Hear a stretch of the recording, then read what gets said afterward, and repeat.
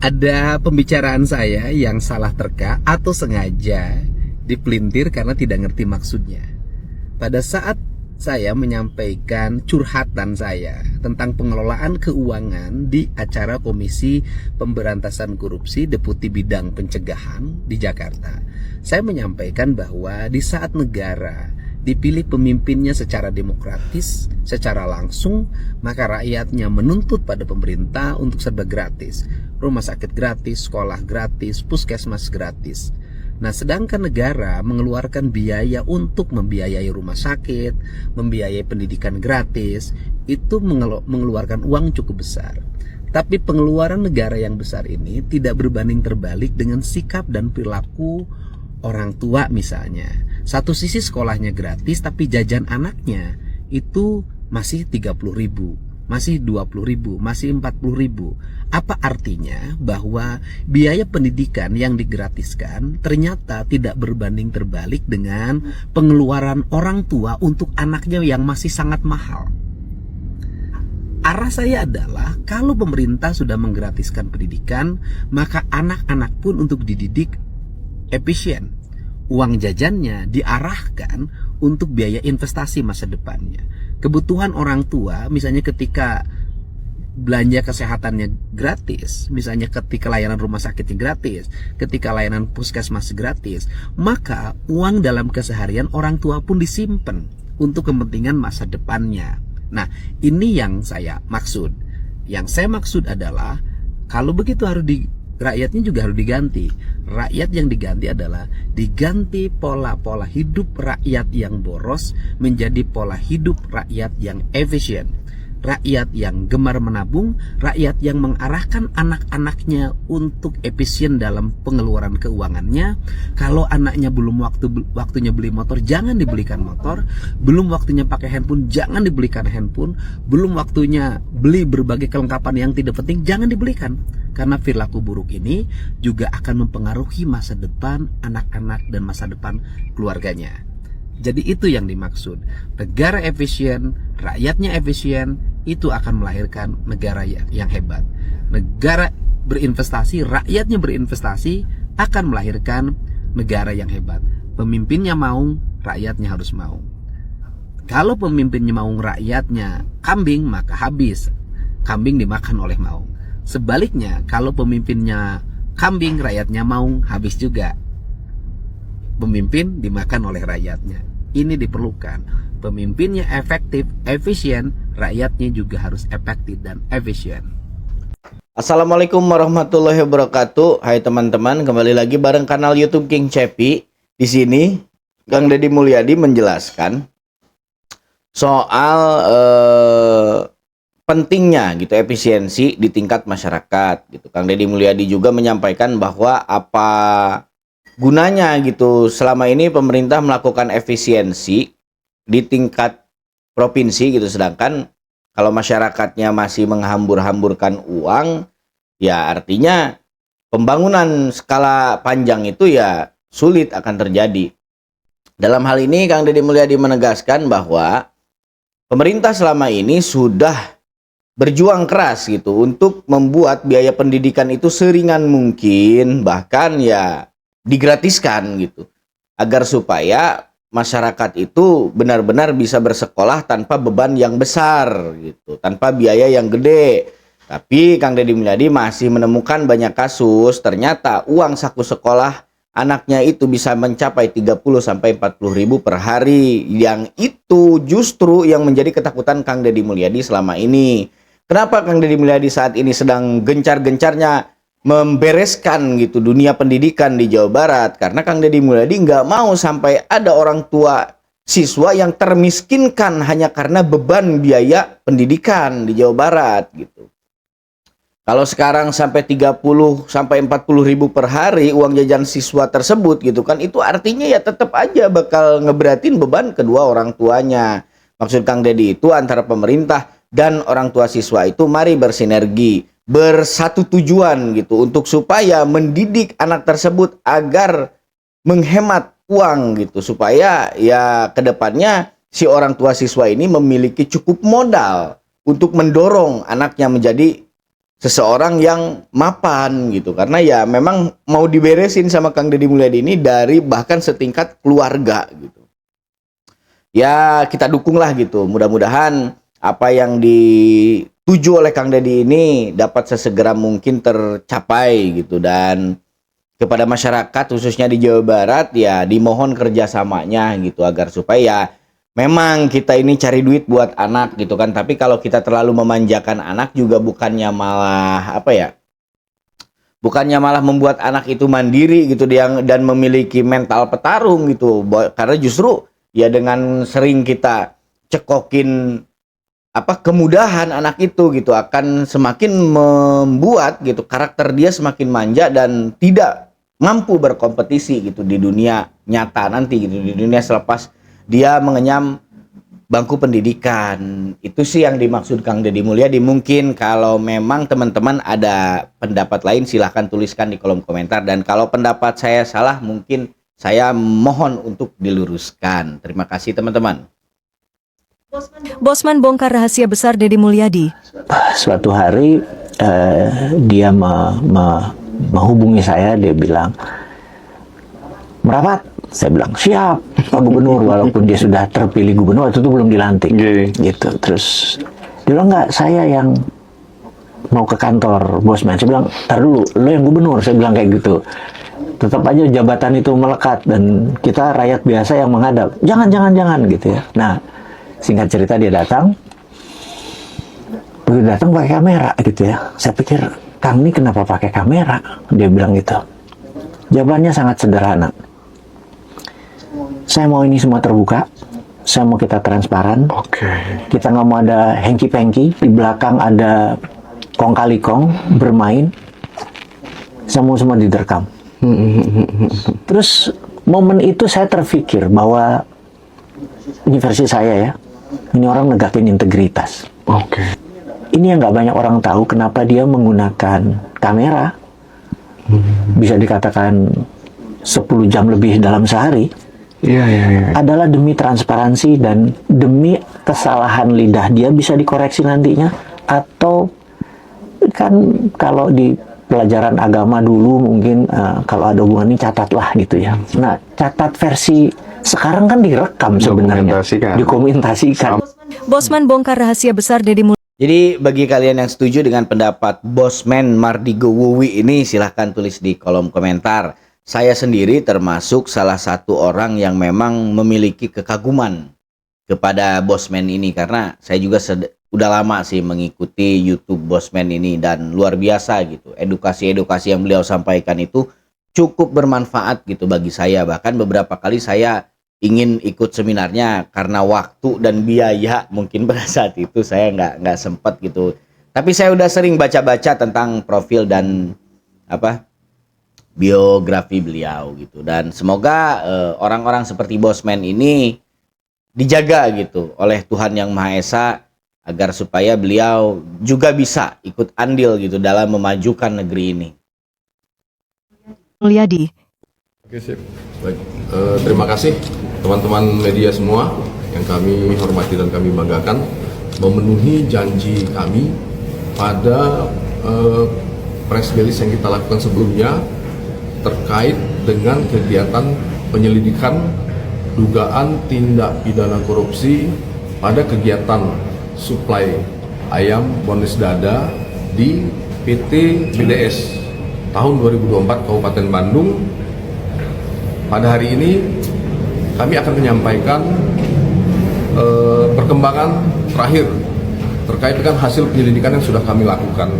Jadi dari beberapa bukti permulaan yang kami peroleh dari hasil permintaan keterangan, dari dokumen-dokumen, dari ahli, dan kemudian dari juga hasil gelar perkara yang kami lakukan, teman-teman penyidik pada bidang tindak pidana khusus berkesimpulan bahwa ada peristiwa pidana dalam kegiatan tersebut yang diduga sebagai peristiwa pidana tindak pidana korupsi, sehingga terhitung kemarin terhadap penyelidikan tersebut telah kami tingkatkan ke tahap penyidikan. Nanti untuk nomor dan tanggal sprintnya boleh dicek sama Pak Kasipitsus. Demikian. Silakan. Udah ada tersangka yang ditetapkan? Belum. Seperti saya sampaikan sebelumnya bahwa penyidikan itu bertujuan untuk mengumpulkan alat bukti. Jadi alat bukti itu adanya di penyidikan ya. Kalau di penyelidikan itu masih bukti permulaan. Alat bukti sebagaimana diatur di pasal 184 KUHP bahwa keterangan saksi, keterangan ahli, surat, petunjuk, keterangan tersangka itu adanya di proses penyidikan. Nah, nanti dari hasil alat bukti yang kami peroleh inilah kita akan membuat semakin terang peristiwa pidana yang terjadi dan menemukan siapa pelakunya yang akan kita tetapkan sebagai tersangka dalam perkara ini. Demikian. Diduga ada sekitar berapa orang? Belum, kita belum mengarah ke sana mengenai berapa orang ini. Kita fokus dulu akan mengumpulkan bukti-bukti sehingga nantinya terhadap unsur-unsur pasal yang akan disangkakan terkait dengan pasal 2 ayat 1 dan pasal 3 Undang-Undang Tipikor, bagaimana penyidik nanti berusaha memenuhi alat bukti itu sehingga semua unsur ini dapat terpenuhi dan dapat dibuktikan di persidangan. Di sana ada unsur setiap orang, ada unsur melawan hukum atau menyalahgunakan wewenang, kemudian ada unsur menguntungkan diri sendiri, orang lain atau korporasi, dan ada unsur juga memperkaya, ada unsurnya juga di sana merugikan negara atau merugikan perekonomian negara. Nah, itu nanti fokus kami akan ke sana dulu. Ini kan Tipikor ya? Ya. Untuk pidana umum ini? Kalau pidana umum tentu bukan merupakan lingkup kewenangan dari penyidik kejaksaan. Di sana lingkupnya penyidik kepolisian, ya silahkan untuk pidana umumnya jalan dan kami akan fokus kepada tidak pidana korupsinya saja. Sebelumnya telah memeriksa beberapa saksi yang dari Kalau beberapa saksinya banyak itu sudah kita periksa. Pastinya nanti sama Pak Kasipitsus silahkan ditanyakan. Yang jelas itu sudah kita periksa dari pihak BDS-nya sendiri, dari pihak vendor, dari pihak RPA Rumah Potong Ayam, dari Cahaya Frozen. Kita juga sudah melakukan peninjauan lapangan ke sana dari ahli juga. Nanti kita akan perbanyak lagi, kita perkuat lagi semua alat bukti yang sudah kami peroleh. Pak, bisa dijelaskan nggak kronologis dan sebetulnya kasusnya bagaimana pun yang dijelaskan? Kami itu masih Kalau itu termasuk materi perkara. Materi perkara kami tidak akan jelaskan. Kami hanya bisa menyampaikan terkait dengan progresnya kepada teman-teman semua. Kalau materi perkara ini nanti kita ikuti saja di persidangan seperti ini. Jadi ada dugaan lagi kasus korupsi BUMD di Kabupaten Bandung yang melibatkan PT BDS dalam hal ini. Nah, di sini Kejaksaan Negeri mencoba menjelaskan ya kepada pihak media bahwasanya ya mereka juga sampai saat ini masih menyidik, gitu, masih melakukan penyidikan terhadap orang-orang yang diduga terkait dalam perihal ini, gitu. Tapi sampai hari ini juga memang belum ada titik terang dalam penanganan kasus ini tentang siapa saja yang menjadi pelakunya, gitu. Nah, ini juga yang menjadi kegregetan warga Kabupaten Bandung tentunya ya, karena ya mungkin mereka udah nggak sabar lah gitu ingin melihat orang-orang siapa saja sih gitu yang terlibat dalam hal ini gitu, dalam kasus ini. Semoga saja kedepannya Kejari meskipun dengan pihak-pihak yang memiliki otoritas di situ bisa secepatnya untuk menangani kasus ini dan secepatnya mengungkap pelaku dari kasus yang merugikan negara ini, bro, gitu. Dan untuk yang kesekian kalinya sebenarnya ada beberapa sih yang memang masih perlu dibahas gitu dalam kasus yang ada di Kabupaten Bandung, tapi ya di video sebelumnya juga sempat kita bahas gitu. Nah, dan kali ini menyangkut soal PT BDS yang memang merupakan perusahaan milik BUMD Kabupaten Bandung gitu. Sekarang yang ditunggu tinggal apa? Ya insenerator Pak. Bukan, dari RDF itu Ya PU Pak. Kementerian PU turun untuk melaksanakan proyeknya.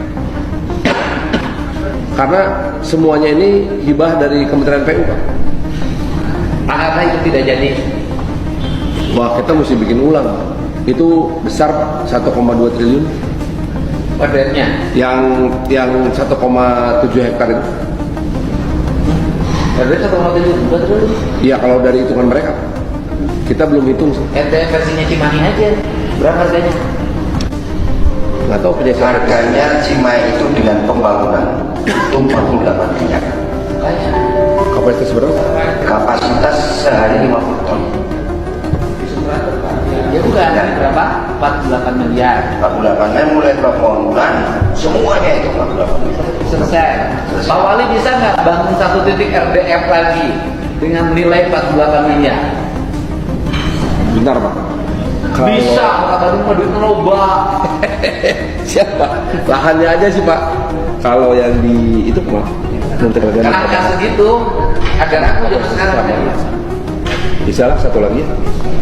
Sekarang yang ditunggu tinggal apa? Ya, Jadi rapat-rapat anggaran yang sekarang dibuka di Jawa Barat ini ya memang memicu banyak sekali pihak yang merasa bahwa ya ini udah nggak benar gitu pemerintahan Kang Deddy Mulyadi ini.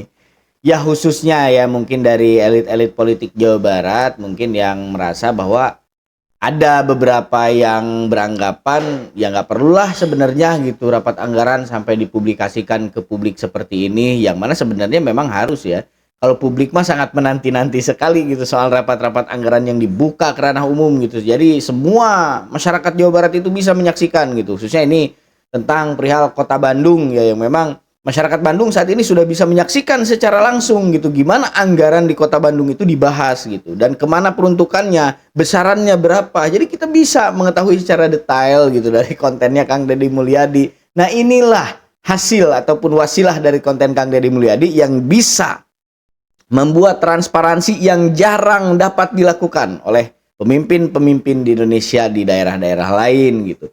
Kita patut respect lah terhadap apa yang dilakukan oleh Kang Deddy Mulyadi ini. Ya, mungkin ada beberapa pihak ataupun golongan yang merasa keberatan dengan cara ini gitu ya.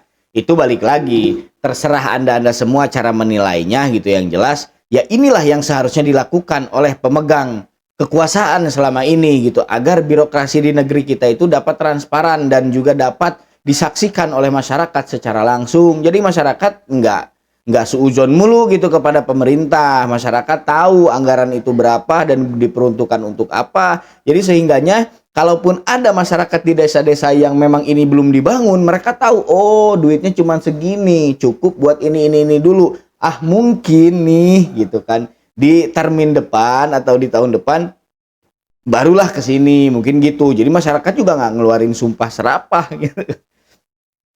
Yang terjadi selama ini kan cenderung kita tidak mengetahui apa-apa soal anggaran di daerah-daerah kan. Tahu-tahu datanglah sosok pejabat yang mengusung gitu, oh bahwa ini jalan ini atas ajuan saya, jalan ini atas ajuan, padahal semuanya juga sudah ditentuin dari atas, dari hasil rapat-rapat para pejabat gitu. Jadi nggak bisa lagi nih ditunggangi secara politik pembangunan infrastruktur yang bakal terjadi kalau kayak gini, kalau penerapan sistemnya seperti apa yang diterapkan oleh pemerintah Provinsi Jawa Barat gitu. Nggak ada pejabat yang bisa menunggangi sebuah pembangunan untuk elektabilitas politiknya ke depan. KPK pamer pulihkan keuangan negara 1,85 triliun dalam 3 tahun terakhir. Maluin. Ngapain pamer segala Pak, maluin justru. Karena nggak imbang uang yang dikorupsi sama yang diselamatkan sama KPK. Yang dipulihkan cuma 1,85 triliun. Sementara tahun 2024 saja transaksi korupsi senilai 984 triliun. Yang diselamatkan dikit, nggak ada apa-apanya. Itu dalam tahun 2024 saja ya 984 triliun. Kalau 3 tahun berapa ribu triliun. Gitu kalian merasa bangga menyelamatkan 1,85 triliun. Ya Allah Pak, kecuali 1 tahun Anda menyelamatkan 1000 triliun gitu, itu bangga, bisa diapresiasi. Lah ini apa Pak, nggak ada secuil itu Pak. Jadi pada akhirnya yang kemarin 11,8 triliun aja kan nggak jelas gitu. Kemana duit itu gitu kan, masyarakat mempertanyakan itu. Banyak sekali komentar-komentar netizen. Iya ya katanya yang sitaan kemarin, katanya yang sempat viral, katanya yang tumpukan duit bergunung-gunung itu kemana. Ini lagi 1,8 triliun. Apa artinya 1,8 triliun dibanding 984 triliun yang kata Bang ini tadi? Emang bener sih, cuman kita patut respect kepada KPK gitu. 1,8 triliun itu adalah hasil kerja keras berdarah-darah KPK untuk memulihkan ekonomi negara. Gitu. Untuk memperkecil kemungkinan kerugian negara. 1,8 triliun meskipun ada ratusan triliun lainnya yang masih hilang dan entah kemana jejaknya gitu, ataupun memang uang itu sebenarnya udah nggak ada, itu hanya masuk hitung-hitungan kerugian saja gitu. Sebenarnya uang itu udah nggak ada gitu, entah memang udah nggak bisa disita lagi dari koruptornya, apa memang uang itu memang sudah kemana lah, kita juga masyarakat nggak tahu kan. Selama ini juga nggak ada transparansinya dari pemerintah. Yang diselamatkan 1,85 triliun dalam 3 tahun. Anggarannya KPK puluhan triliun, rugi dong. Iya juga ya.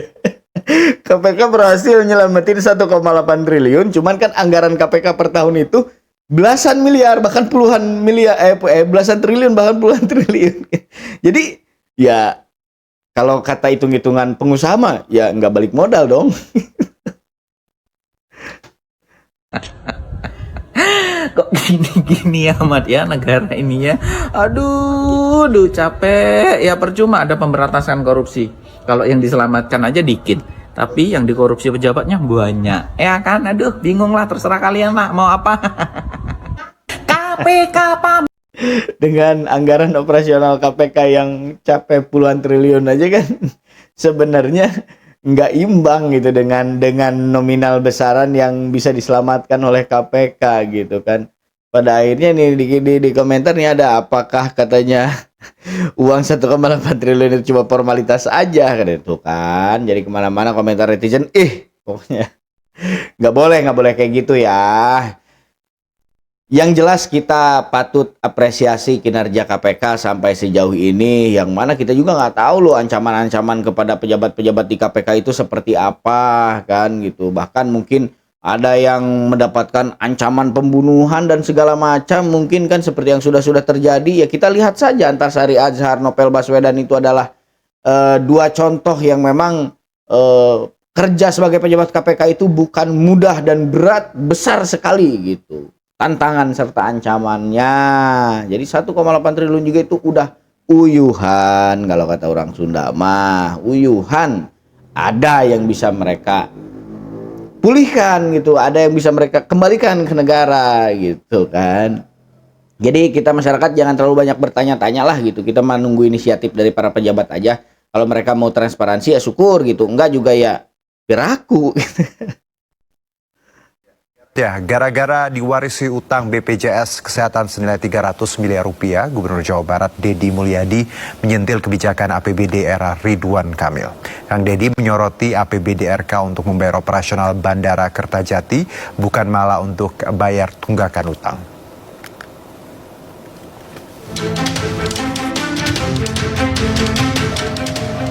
Jawa Barat ternyata punya utang fantastis senilai 300 miliar rupiah ke BPJS Kesehatan. Utang itu menumpuk dan belum dibayar ke kabupaten kota di era kepemimpinan Gubernur Ridwan Kamil. Deddy Mulyadi pun mengaku kaget sekaligus heran mengapa APBD zaman RK lebih diprioritaskan untuk belanja hibah daripada bayar tunggakan utang ke BPJS Kesehatan. Salah satu beban APBD yang diwariskan RK ke Deddy Mulyadi adalah biaya operasional Bandara Kertajati senilai 60 miliar rupiah per tahun. Padahal bandara itu terus-menerus merugi. Sementara alokasi anggaran BPJS Kesehatan yang jelas-jelas untuk kesehatan warga Jabar justru menunggak. Pemprov Jabar ternyata punya tunggakan utang BPJS 300 miliar. Terhadap kabupaten kota. Nah itu terjadi tahun anggaran sebelum saya pimpin. Makanya tadi saya komplain ke teman-teman Bapeda, kepala dinas kesehatan. Kenapa sih dulu ketika kita punya uang fiskal yang sangat cukup lebih banyak hibah dibanding bayar kewajiban pemerintah BPJS. Kan ini rawan kalau kabupatennya tidak bayar, itu bisa stop pelayanannya. Kang Deddy menyatakan akan mengevaluasi belanja hibah Pemprov Jawa Barat yang dinilai banyak tidak tepat sasaran. Dari Bandung, Jawa Barat. Ya, gara-gara Jadi utang BPJS 300 miliar, operasional Bandara Kertajati yang nggak sesuai gitu kan, dan juga utang cicilan bekas pembangunan Masjid Al-Jabar yang beberapa waktu belakangan ini digaungkan oleh masyarakat dan dipinta pertanggungjawabannya kepada ex-gubernur sebelumnya. Nah, jadi ya kita doakan sajalah semoga KPK secepat mungkin gitu untuk mengusut permasalahan ini, mengusut problem ini agar supaya masyarakat Jawa Barat itu menemukan titik terang dan jangan diganggayong kalau kata orang Sunda mah gitu. Ini kan sudah diganggayong udah lama banget dan tidak ada penjelasan lebih lanjut gitu dari pihak terkait gitu. Baik, terima kasih untuk kalian sampai hari ini, sampai saat ini masih menyaksikan kanal YouTube King Cepi. Saya nggak bisa ngebalas kebaikan kalian satu persatu, hanya bisa mendoakan kalian semoga perjalanan hidup kalian itu mulus rahayu, berkah, selamat, tidak ada hambatan yang begitu berarti yang kalian hadapi gitu, dan semoga hidup kalian bahagia. Nah bro, mohon maaf kalaupun ada kata-kata saya yang kurang jelas dan kurang keharti gitu. Ada kata yang kurang nyaman didengar telinga dan kurang enak didengar oleh dirasakan oleh hati. Saya mohon maaf, itulah kekurangan saya sekali lagi sebagai manusia, dan kepada semua pihak saya juga meminta maaf. Dan saya Cepi Al-Ghifari Al-Imroni pamit undur diri, sampai jumpa di video-video selanjutnya. Jangan lupa like, comment, and subscribe. Assalamualaikum warahmatullahi wabarakatuh. Sampurasun, dulur-dulur dan baraya sadayana.